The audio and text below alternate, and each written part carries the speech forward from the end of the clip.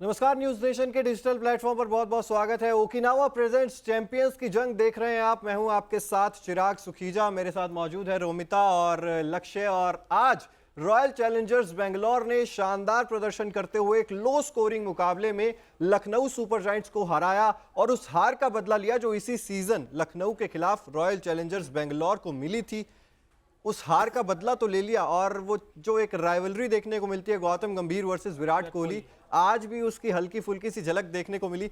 जी बिल्कुल। और चिन्ना स्वामी के स्टेडियम पे यही लखनऊ की टीम है जिसने 200 से ज्यादा रन का स्कोर चेस किया था और यही लखनऊ की टीम है 126 रन भी डिफेंड नहीं कर पाई।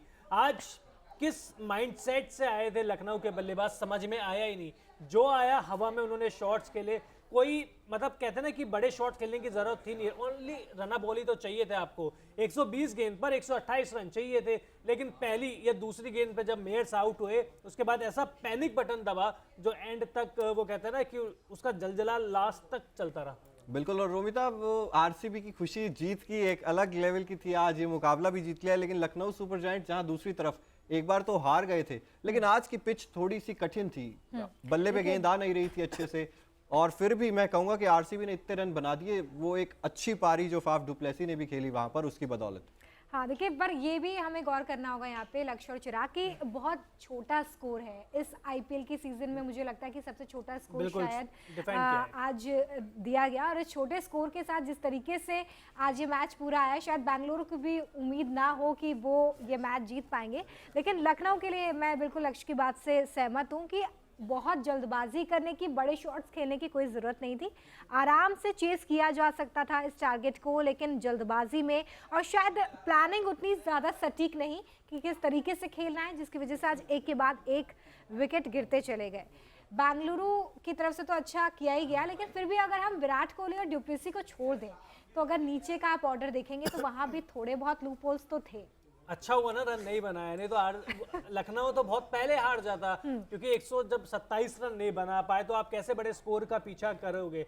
लेकिन आज आपके जो सबसे फेवरेट खिलाड़ी है केएल राहुल, अगर शायद इंजर्ड नहीं होते तो कहानी कुछ बदल सकती थी, क्योंकि इन परिस्थिति के लिए उनकी बल्लेबाजी सबसे ज्यादा अच्छी थी। बिल्कुल, इन परिस्थितियों के लिए अच्छी थी बल्लेबाजी। और वो जो एंकर की भूमिका निभाते हैं हर बार, टीम इंडिया के लिए भी निभाते हैं, अपनी टीम लखनऊ सुपर जायंट्स के लिए भी निभाते हैं। अगर वो एंकर एक मिल जाता, जो लगातार विकेट्स गिर रहे थे लखनऊ सुपर जायंट्स के, वहां पर अगर कोई खिलाड़ी रुक जाता तो एलएसजी ये मुकाबला आराम से निकाल कर ले जाती। आयुष बदोनी की हम लोग बात कर रहे हैं, 11 गेंदों में 4 रन इन्होंने बनाए। आज आयुष बदोनी की जगह मार्कस स्टोइनिस को ओपन के लिए भेजा जा सकता था। जब आपको बड़े शॉट खेलनी है तो पावर प्ले में भेज देते। बिल्कुल। और आपके पास जब ऊपरी क्रम में केएल राहुल थे ही नहीं, जब आप एक्सपेरिमेंट कर ही रहे थे, तो फिर आप थोड़ा सा तेज तर्रार पावर प्ले का इस्तेमाल करने के बारे में सोच सकते थे। कृणाल पांड्या भी देखिए, रन्स तो इतने ज्यादा किसी के बल्ले से नहीं निकले, और वो जो रन निकले वो सिर्फ फाफ डुप्लेसी के बल्ले से 44 रन निकले, वो भी विराट कोहली 31 रन। विराट कोहली दीपक हुड्डा को क्या हुआ है, एक भी सीजन इस सीजन में एक भी मैच में उन्होंने अच्छी पारी नहीं खेली। एक भी मेरे हिसाब से शायद 20 रन से ज्यादा की पारी नहीं खेली है। दीपक हुड्डा पिछला सीजन इतना अच्छा गया था, उसके बाद टीम इंडिया में भी आए, टीम इंडिया की तरफ से शानदार प्रदर्शन भी किया, लेकिन क्या हुआ है, क्या सारे गेंदबाजों ने इनकी काट निकाल ली है? काट निकाल लिया मुझे लगता है। और थोड़ा बहुत वो भी है ना कि अभी फॉर्म में भी नहीं चल रहे हैं दीपक हुड्डा जिस तरीके से थे। उसके बाद जैसे टीम इंडिया में नहीं ज्यादा चांस मिला, जब मिला था वो न्यूजीलैंड दौरे पर हार्दिक पांड्या ने गेंदबाजी करवाई थी, लेकिन लगातार गेंदबाजी भी नहीं करवाई जा रही थी दीपक हुड्डा से। तो फिर मुझे लगता है कि थोड़ी बहुत इनकंसिस्टेंसी थी और वो अब साफ तौर पर सामने नजर आ रही है। काइल मेयर्स का विकेट जब मिला वहां से मतलब मुझे पर्सनली तो हौसले बुलंद हो गए थे कि भाई आरसीबी आज जीतने वाली है। तो की वन मैन आर्मी है ना जो अच्छी ओपनिंग दिला रही है, उसी के बाद तो उसको कैपिटलाइज करते हैं। लेकिन रोमिता, पूरन हो गए, स्टोइनिस हो गए, दीपक हुड्डा हो गए, कुणाल पांड्या हो गए, आयुष बदोनी हो गए, 228 चेस कर रहे थे या 128? सब के सब हवा में शॉट। बिल्कुल। देखिए, वही है, हम यहाँ पर बात यही करें कि अगर अच्छे से खेला गया होता, एक प्लानिंग होती, क्योंकि उतने बड़े शॉट्स आपको नहीं खेलने। अगर आपका पहला ही प्लेयर 0 पे आउट हो गए, शायद 2 बॉलों का ही सामना यहाँ पर उन्होंने किया मेयर्स ने, और उसके बाद वो आउट हो गए। उसके बाद मुझे लगता है कि एक सदी हुई पारी अगर खेली जाती तो शायद नतीजे कुछ और होते। बदोनी को अगर हम देखें तो सिर्फ 11 बॉलों का सामना किया, 4 रन बनाए। उसके बाद लगातार 14, 1, 13, 9, 23, मतलब अगर आप हाईएस्ट स्कोर देखेंगे तो सिर्फ अमित मिश्रा का है 23 रन शायद। अमित मिश्रा नहीं, मुझे लगता है कि यहाँ पे कृष्णप्पा गौतम की अच्छा, तरफ से कृष्णप्पा 23 गौतम। रन जो है वो बनाए गए सबसे ज्यादा हैं। गेंद अमित Highest मिश्रा ने खेली है। स्कोर जो है वो 5 ओवर खेल के गए हैं अमित मिश्रा। हाँ, हालांकि सिर्फ 19 रन उन्होंने बनाए इस हाँ, दौरान, बिल्कुल, वो तो- लेकिन अगर हाईएस्ट स्कोर के हिसाब से आप देखें, आप आईपीएल खेल रहे हैं, आप एक बहुत ही लो स्कोरिंग टारगेट को चेस करने के लिए खेल रहे हैं, वहां पर अगर आप इस तरह से खेलेंगे तो शायद नतीजा यही है। और मुझे लगता है कि आज गलतियां ज्यादा हुई हैं, कोई प्लानिंग नहीं थी, कोई कुछ भी स्ट्रैटेजी नहीं नहीं था। थी, जिसकी वजह से आज ये नतीजा बिल्कुल, है। और मैक्सवेल भी हार का ठीकरा आप किसी और पे नहीं फोड़ सकते, कुल खुद की मिला के। बल्लेबाजी पिच को पे जब- नहीं, किसी और चीज इसी पर पे भी नहीं। नहीं, कोई स्कोर इतना बड़ा था नहीं। ऐसा भी देखिए, रैंक टर्नर नहीं थी कि बिल्कुल बॉल टच ही नहीं हो रही थी। गौतम ने दिखाया यहाँ पे शॉट खेल सकते थे, स्टॉइलिस ने थोड़ा सा दिखाया वो जल्दबाजी, और जल्दबाजी का आप देखिए बड़े शॉट तो मार ही रहे थे। 2 रन आउट हुए, रवि बिश्नोई सेट हो गए थे, रन आउट हो गए, गौतम सेट हो गए थे, वो रन आउट हो गए थे। तो सिंपल सी बात है कि जैसे ही टॉप क्रम के 2-3 बल्लेबाजों का विकेट गिरे, आपकी टीम पैनिक हो गई थी, बिल्कुल। आपकी टीम और- दबाव में आ गई थी। और हड़बड़ाहट भी देखने को मिल रही थी। वहीं दूसरी तरफ देखिए, अगर नजर डाले Okinawa effective player of the match पर, फाफ डू प्लेसी, जिस तरह से चैंपियंस की जंग में हम बात करते हैं तो ये Okinawa effective player of the match 44 run इस विकेट पे अगर कोई बल्लेबाज बना रहा है तो आप कह सकते हैं कि ये भाई शतक के बराबर है। ये शतक के बराबर है। ये बनते हैं आज के Okinawa effective player of the match भी। और क्या कहेंगे इनकी पारी के बारे में आप? संभल कर सूझबूझ के साथ 100 से ऊपर की स्ट्राइक रेट भी रखी और लगातार चलाते रहे थे। और सबसे अच्छी बात, पावर प्ले का अच्छे से इस्तेमाल किया। उनको पता था कि जैसे जैसे गेम आगे बढ़ेगा वैसे वैसे बल्लेबाजी और कठिन होती जाएगी, और ऐसा हुआ भी, क्योंकि पावर प्ले में बहुत तेजी से रन बनाए फाफ और विराट ने, लेकिन फाफ ने अपना विकेट फेंका नहीं। और अंत में देखिए, जब लगातार विकेट गिर रहे थे तो उनको तेज बल्लेबाजी करने की जरूरत थी, कैपिटलाइज नहीं कर पाए। लेकिन आज के 44 रन शायद कई दिनों के 70 या 80 रन माने जाएंगे। तो सही कहा आपने, Okinawa effective player of the match हमारे लिए तो कम से कम यही है। बिल्कुल, और शानदार पारी भी खेली, और कप्तान है आरसीबी के, और आज कप्तान की तरह ही लीड करते हुए नजर आए। वो शुरुआत मिली विराट कोहली के साथ, लेकिन आपको लगातार उस आज स्कोर फील्डिंग को भी लेकर की। जाना था। आज फील्डिंग भी किया आज इन्होंने। और देखिए, जब आपको बदला लेना हो तो इस तरह की पारी कप्तान के बल्ले से तो निकलनी ही चाहिए, जिस तरीके से आज डुप्लेसी ने बिल्कुल। खेला, और रणनीति भी अच्छी। हालांकि स्कोर उतना बड़ा नहीं अच्छा था, हम रोमिता, बात मैच करें। कितना देखा आपने? मैं थोड़ा बहुत देख पाई, विराट क्योंकि कोहली मेरा का बुलेटिन अग्रेशन भी था। देखा, बार बार देखा, लगातार देखा? लगातार तो नहीं देखा, क्योंकि देखिए मेरे बुलेटिन्स भी हैं बीच में, तो थोड़ा बहुत ही मैं देख पाई हूँ। लेकिन क्या था, चिराग से पूछूंगा, वो क्या था? गौतम गंभीर को जवाब था या वो था, LSG को जवाब? एलएसजी को भी लेकिन जवाब मैं था। इमेजिन कर पा रही हूँ विराट कोहली का एग्रेशन, मैं इमेजिन कर पा रही हूँ। लेकिन मैं समझना जरूर चाहूंगी चिराग से कि चिराग, आज जिन लोगों ने मैच नहीं देखा है, जो मेरी तरह किसी न किसी काम में व्यस्त थे, उनके लिए आप बताइए कि आज मैदान पर बिना बोले क्या कुछ हुआ है। बिल्कुल, और आज colourful movement of the match की बात करें तो ये Okinawa colourful movement of the match, ये जिसकी हम बात कर रहे हैं, विराट कोहली चमकते हुए दिखाई दिए पूरे मैदान में। और ये वो फ्लाइंग किस थी, एक वो ये फ्लाइंग किस थी, ये फ्लाइंग किस आज पूरे लखनऊ में बांटी जा रही थी कि आप और वो देखिए देखिए पीछे आज से विराट कोहली को देखिए, आप पीछे से विराट कोहली को देखिए, और ये अनुष्का शर्मा के बर्थडे की खुशी है क्या? हाँ, हो सकती है, या गौतम गंभीर के इसी फ्लाइंग किस का जवाब है। इसी फ्लाइंग किस का जवाब है। और ये गौतम गंभीर और विराट कोहली की राइवलरी वो हमने शायद 2013 में सबसे पहले देखी थी, जब आरसीबी और केकेआर का वो मैच हुआ था। और उसके बाद से लगातार इन दोनों टीमों जब भिड़ते हैं विराट कोहली और गौतम गंभीर आपस में, तो फिर ऐसे मूवमेंट्स देखने को मिलते ही है। जी बिल्कुल, और बार बार देखने को मिलते हैं। और आज तो शायद बादशाह बन गए, क्योंकि जिस तरीके से उन्होंने फील्डिंग भी की थी, बल्लेबाजी में तो 30 गेंद पे 31 रन बनाए, लेकिन जिस हिसाब से उन्होंने फील्डिंग भी की थी, आक्रामक रुख अपनाए रखा, और जो कैच पकड़ने के बाद चाहे खुद पकड़े चाहे उनके साथी पकड़े, जो अग्रेशन देखने को मिल रहा था वो आज अलग लेवल का था। और आज यहाँ से एलएसजी जब खुद को शीशे में देखेगी, एलएसजी के प्लेयर देखेंगे, तो वो खुद से यही कहेंगे कि ये मैच हमको आरसीबी ने नहीं हराया है, ये मैच हम खुद हारे हैं। बिल्कुल, जिस तरह से आज जो खेले हैं लखनऊ के प्लेयर्स, उसके बाद ये जाहिर तौर पर कहना होगा, लेकिन बेंगलुरु की तारीफ करनी होगी कि जिस तरीके से आज कप्तान ने पारी खेली, विराट कोहली ने पारी खेली, और फिर जिस तरह से इतना कम स्कोर करने के बाद भी आप जिस तरीके से बॉलिंग कर रहे हो, फील्डिंग कर रहे हो, ये भी इंपॉर्टेंट हो जाता है, क्योंकि आपको पता है कि अब सिर्फ बॉलिंग और फील्डिंग ही है जो आपको इस मैच में बनाए रख सकती हो। शायद बेंगलुरु ने आज इसी स्ट्रेटेजी पे काम किया कि चलिए, एक तरफ हमारा स्कोर जो है वो जरूर छोटा है, लेकिन दूसरी तरफ हमारे हाथ मजबूत होने चाहिए, इसका फायदा भी मिला। बिल्कुल, और करण शर्मा को नहीं खिला रहे थे आरसीबी वाले, आज खिलाया और दिखाया कि वो क्या कर सकते हैं। आज की पिच उनके मुताबिक बट थी। आप शुरू में जब शुरुआती मुकाबले खेल रहे थे उसमें भी वो लगातार अच्छा प्रदर्शन कर रहे थे।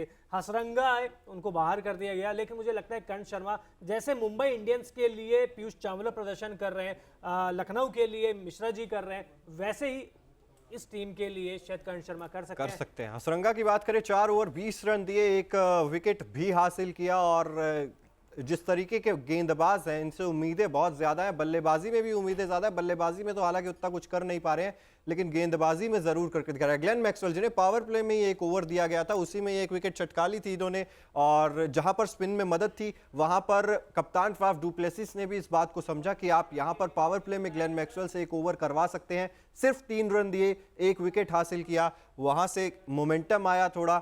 जॉश हेजलवुड जो आज पहली बार इस सीजन आरसीबी की तरफ से खेलते हुए नजर आ रहे थे, 3 ओवर 15 रन, 2 महत्वपूर्ण विकेट इन्होंने भी चटकाए। तो क्या कह सकते हैं कि हेजलवुड इज बैक? पहला मैच था, पिच बहुत ज़्यादा अच्छी नहीं थी बल्लेबाजी के लिए। बहुत वर्ल्ड क्लास गेंदबाज है, हम सभी को पता है, लेकिन 1-2 मैच खासकर जब चिन्ना स्वामी पे खेलेंगे, वानखेड़े पे खेलेंगे, वहां पे उनकी गेंदबाजी कैसी होती है ये देखने वाली बात होगी। क्योंकि दबाव के क्षणों में जब बल्लेबाज हावी होंगे उस समय कैसी गेंदबाजी करेंगे। आज तो देखिए कोई भी गेंदबाज नहीं पिटा ना, चाहे आप लखनऊ की साइड से दिल ले लीजिए या सिराज पिटे हैं थोड़ा सा, लेकिन इनकी आज किस्मत खराब कहेंगे, क्योंकि इनसाइड एज भी गया, आउटसाइड एज भी गया, गेंदबाजी इन्होंने भी अच्छी करी और सबसे महत्वपूर्ण विकेट तो इन्होंने लिया है मेयर्स। बिल्कुल मेयर्स के लिए साफ है, सिराज को सामने लाओ, उनका विकेट पाओ, क्योंकि जब इन दोनों टीमों के बीच में पहले भिड़ंत हुई थी तभी भी सिराज ने उनको क्लीन बोल्ड किया था 0 पे, आज भी 0 पे। बिल्कुल, यानी कि ये चीज़ साफ तौर पर आरसीबी को भी समझ में आ रही थी कि काइल मेयर्स का जो तोड़ है वो हमारे पास है, मोहम्मद सिराज, और वो काम करके भी दिखाते हैं। हालांकि कंसिस्टेंसी शायद उतनी नहीं रही है मोहम्मद सिराज में, मैं पर्सनली ये मानता हूं, क्योंकि जो वाइड्स हैं, जो नो बॉल्स हैं, या जो लाइन लेंथ से भटकना है वो बार बार देखा जा रहा है। और ये चीज़ मैं बार बार इस चीज़ का जिक्र करता हूं कि WTC फाइनल इनको खेलना है, इंडिया के लिए खेलना है, तो कंसिस्टेंसी थोड़ी बहुत चाहिए, आपको लाइन और लेंथ पर थोड़ा ध्यान देने की ज़रूरत है। बट T20 गेम ही ऐसा है ना कि छक्के बहुत पड़ते हैं। नहीं, मैं यही कह रही थी कि देखिए जाहिर तौर पर अगर आप यहाँ पर अच्छा परफॉर्म कर रहे हैं तो आगे के लिए भी रास्ते जो है वो और ज़्यादा क्लियर होते दिखाई देते हैं, वरना क्योंकि अगर फॉर्म उतनी अच्छी नहीं आपकी, क्योंकि हम कल भी ये डिस्कस कर रहे थे लक्ष्य कि बहुत सारे ऐसे प्लेयर्स जो अच्छा परफॉर्म करके आए हैं पिछले आईपीएल के सीजन में, इस बार वो उतने चलते दिखाई नहीं दे रहे हैं। कहीं ना कहीं उनका फॉर्म उतना कंसिस्टेंट ना होना इसका एक बड़ा रीज़न है, और इसलिए कुछ ऐसे प्लेयर्स जो कि इंडियन टीम में भी हम उनको लेकर खास तौर पर बात कर रहे हैं जब हम WTC का जिक्र करते हैं। WTC की बात हो रही है तो KL राहुल की भी बात हो जाए।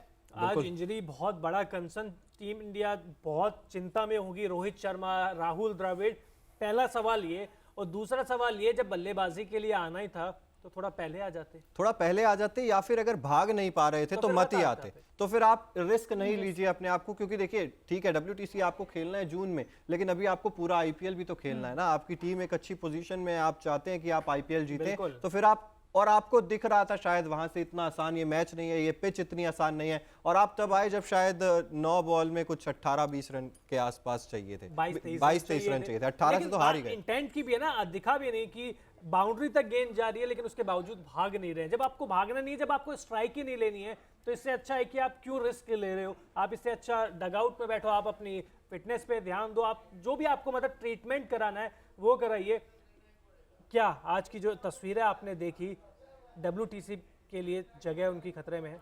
देखिए किस फॉर्म के बेस पे या इंजरी के बेस पे? इंजरी की वजह से। अच्छा, इंजरी के बेस पे देखिए मुझे लगता है कि आज क्योंकि बल्लेबाजी करने उतर गए थे, तो मुझे लगता है इतनी ज़्यादा सीरियस इंजरी नहीं है। वो हो सकता है कि एक आध मैच के लिए बाहर रहें अगले कुछ, लेकिन क्योंकि बल्लेबाजी करने ही आ गए थे, अगर ज़्यादा सीरियस इंजरी होती तो फिर शायद बल्लेबाजी करने आते ही नहीं। और जिस तरीके से लेकिन इंजरी हुई थी तब बहुत ज़्यादा खतरनाक लग रही थी, क्योंकि एकदम से स्ट्रेचर मंगाना पड़ गया था, आंसू तक निकल आए थे, और निकोलस पूरन भी इमोशनल हो गए थे बहुत ज्यादा कि यार ये क्या हो गया। उनकी गैर मौजूदगी में कृणाल पांड्या ने कप्तानी का जिम्मा उठाया था, लेकिन इंजरी इतनी ज्यादा बड़ी नहीं लग रही है। लेकिन मुझे बड़ी लग रही है, पता नहीं क्यों बड़ी लग रही है। तो फिर बल्लेबाजी करने क्यों आए? नहीं देखिए, रोहित शर्मा भी बांग्लादेश के खिलाफ, आपको वो सीरीज याद हो तो उसमें आए थे, अंगूठी की चोट लगी थी, उसके बाद 2-3 महीने के लिए बाहर हो गए थे। तो एक वो अभी देखिए बॉडी गर्म थी, उनकी बॉडी गर्म होती है, बाद में जब टेस्ट के लिए जाएंगे, एक्सरे के लिए जाएंगे, जब पता चलेगा कि चोट कितनी वो कहते हैं ना गहरी है। मुझे लगता है कि आज शायद पूरी एलएसजी की जो प्लानिंग है वो बुरी तरीके से फेल रही है। किस्मत भी खराब रही पहली बात, और दूसरी बात प्लानिंग भी फेल रही है। पूरन स्टोइनिस सेट हो चुके थे, क्या छक्कों से ही डील करनी थी? सिंगल से मैच नहीं जीत सकते थे क्या? सिंगल से आराम से मैच जीत सकते थे। 127 साल लगभग रन बॉल आपको चाहिए था, लेकिन हर बल्लेबाज वही कोशिश कर रहा था कि नहीं एक छक्का लग जाए, एक चौका लग जाए किसी तरीके से। शायद वो प्रेशर रिलीज करने की बिल्कुल, कोशिश लेकिन प्रेशर ऊपर खुद के ही रहा था, क्योंकि जब विकेट्स गिर रहे थे, आप देखिए Ayush Badoni out, Kyle Myers out हुए, आपके पास बल्लेबाजी बहुत थी। कृणाल पांड्या है, निकोलस पूरन है, मार्कस स्टोइनिस है, आपके पास और भी बहुत सारे बल्लेबाज हैं जो बल्लेबाजी निचले क्रम में कर सकते हैं। तो फिर आपको इस तरीके के रिस्क बाद में नहीं लेने चाहिए थे। और आप तो आरसीबी की बैटिंग देख कर आ रहे थे ना, कितना ज्यादा स्ट्रगल कर रहे थे, और 127 तक वो नहीं भी पहुंचती शायद, क्योंकि मुझे लग नहीं रहा था कि 127 तक भी आरसीबी पहुंच जाएगी। वो भी एक मुझे लगता है कि धक्का लगाते लगाते वो वाली चीजें है कि दिनेश कार्तिक ने एक चौका एक छक्का मार दिया, असरंगा ने लास्ट में एक चौका मार दिया, और यही रन तो भारी पड़े लखनऊ के ऊपर। आज आरसीबी ने क्या अलग किया आपको लगता है? आक्रामक रुख शुरू से अपनाया, या तो उनको पता था? देखिए एक चीज तो उनको पहले से पता था कि जीतेंगे तो विकेट लेके जीतेंगे, और पहले ओवर से या पहली गेंद से ही उसी रणनीति के साथ आए। बिल्कुल, और वो एक एक्टिवनेस भी दिख रही थी फील्ड में हर जगह। मोहम्मद सिराज एनर्जी दिख रही थी। मोहम्मद सिराज डाइव मार के लगातार बॉल पकड़ रहे थे। उसके बाद हमने देखा विराट कोहली जिस तरीके से मैदान कवर करके कैचेस पकड़ रहे थे, तो एनर्जी एक अलग लेवल की थी। उसके बाद जब जॉश हेजलवुड जैसा गेंदबाज मोहम्मद सिराज के साथ आपके पास आ जाता है, तो फिर आपको कॉन्फिडेंस अपने आप आ जाता है आपकी बॉलिंग लाइनअप में, और वो करके भी दिखाया। सिराज ने 1 विकेट लिए, हेजलवुड ने 2 विकेट लिए, तो आप अपने आप इस चीज को समझ सकते हैं कि जब दोनों छोर से लगातार अच्छी गेंदबाजी होती है तो फिर बैट्समैन थोड़ा ज्यादा प्रेशर में आ जाता है। और ये करण शर्मा तीसरी तरफ, तो आज तो मतलब अटैक हो रहा था हर तरफ से। मैक्सवेल गेंदबाजी करा रहे थे, महिपाल लोमरोर गेंदबाजी करा रहे थे। महिपाल लोमरोर की जरूरत पड़ती नहीं मुझे लगता है, लेकिन यहां से गेंदबाजी अच्छी हुई दोनों टीम की तरफ से। एलएसजी आज प्रेडिक्ट कोई नहीं कर रहा था। देखिए जब मैच शुरू हुआ तो गेंद 1 से वो फेवरेट थे, और पहली इनिंग खत्म हुई, इसके बाद तो और फेवरेट हो गए। लेकिन हारे हुए मैच को कैसे जीता जाता है वो आरसीबी को आता है, और या जीते हुए मैच को कैसे हारा जाता है, दोनों चीज आती है। दोनों चीज देखी गई है आज। 220 रन बनाकर हार जाते हैं, 126 या 27 रन बनाकर जीत जाते हैं। रोमिता, इसे ही तो आरसीबी कहते हैं। बिल्कुल, देखिए यही बात हम कर रहे थे, और मुझे यही लगता है कि आज शायद जैसे स्कोर खड़ा किया 126 रनों का, शायद उसी वक्त ये डिसाइड कर लिया था कि अब अटैकिंग क्रिकेट खेलनी है, और शायद पहले ही ओवर से उसकी शुरुआत कर दी, और इस वजह से लखनऊ की हालत जो है वो बिल्कुल पतली होती चली गई, एक के बाद एक। और इसी बात का जिक्र मैंने पहले भी किया कि जब आप एक छोर से कमज़ोर हो चुके हैं तो आपकी कोशिश यही होती है कि अगर इस क्रिकेट में अब बने रहना है, इस टूर्नामेंट में अगर बने रहना है, तो आपको दूसरे छोर से अपने आप को मजबूत करना होगा। पॉइंट टेबल की अगर हम एक बार बात करें लक्ष्य, चिराग, तो पॉइंट टेबल में इस वक्त टॉप पर गुजरात है। और आज कोई नुकसान होने वाला है ये मैच हारने के बाद लखनऊ को? लेकिन नुकसान तो होगा, नेट रन रेट का भी होगा। और अब राजस्थान रॉयल्स नंबर 2 पर आ गई है।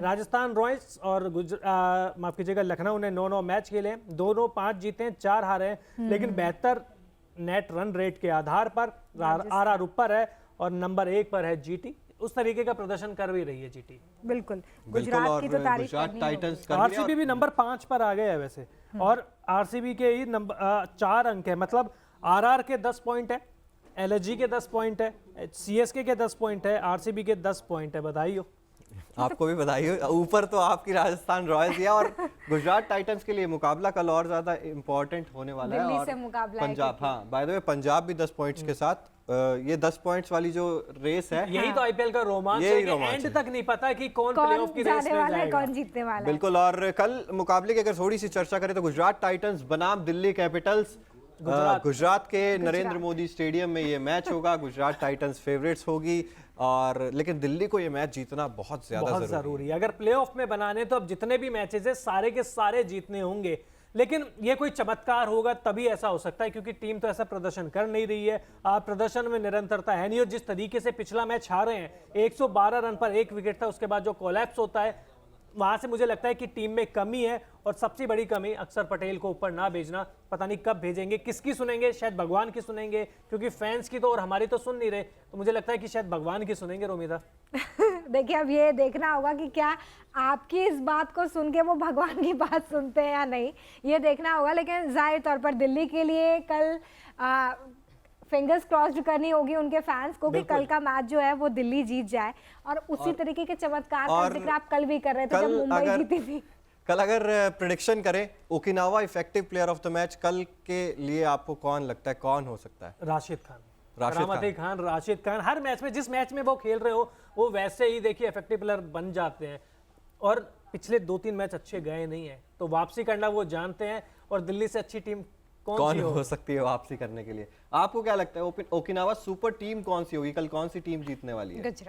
गुजरात मतलब गुजरात के फैन फॉलोइंग तो बहुत ज्यादा हो गई। गुजरात को जिता रहे हो, हमसे पूछिए। देखिए वो सीजन 1 से मेरी फेवरेट है क्योंकि हार्दिक पांड्या मेरे फेवरेट है, तो पहले ही सीजन में चैंपियन बन जाए टीम तो जाहिर तौर पे आप और एक इस जो सीजन फैन भी मूवमेंट, ऐसा ही प्रदर्शन हाँ कर रहे हैं। प्रदर्शन भी अच्छा है। ऐसा नहीं कि पहली बार आप आईपीएल खेल रहे हैं उसके बाद आपने एक बार जीत लिया तो आप दूसरी बार उस जीत के लिए उतने ज्यादा उत्साहित नहीं, एक्साइटेड नहीं है। तो और अगर चेस कर रही है तो फिर तो 90% लिख लेना मेरा गुजरात। हाँ, चेस के अंदर रिकॉर्ड बहुत अच्छा है गुजरात टाइटंस का। चलिए फिलहाल आपने आज का मुकाबला देखा, ये मुकाबला royal Challengers Bangalore versus Lucknow super giant के बीच था, और रॉयल चैलेंजर्स बेंगलोर ने इस मुकाबले को 18 रनों से अपने नाम कर लिया है। कल के दिन आपसे फिर से मुलाकात होगी ओकिनावा प्रेजेंट्स चैंपियंस की जंग में, इसलिए अगर अभी तक आपने न्यूज़ नेशन को सब्सक्राइब नहीं किया है तो जल्द से जल्द सब्सक्राइब कर दीजिए। बहुत बहुत शुक्रिया।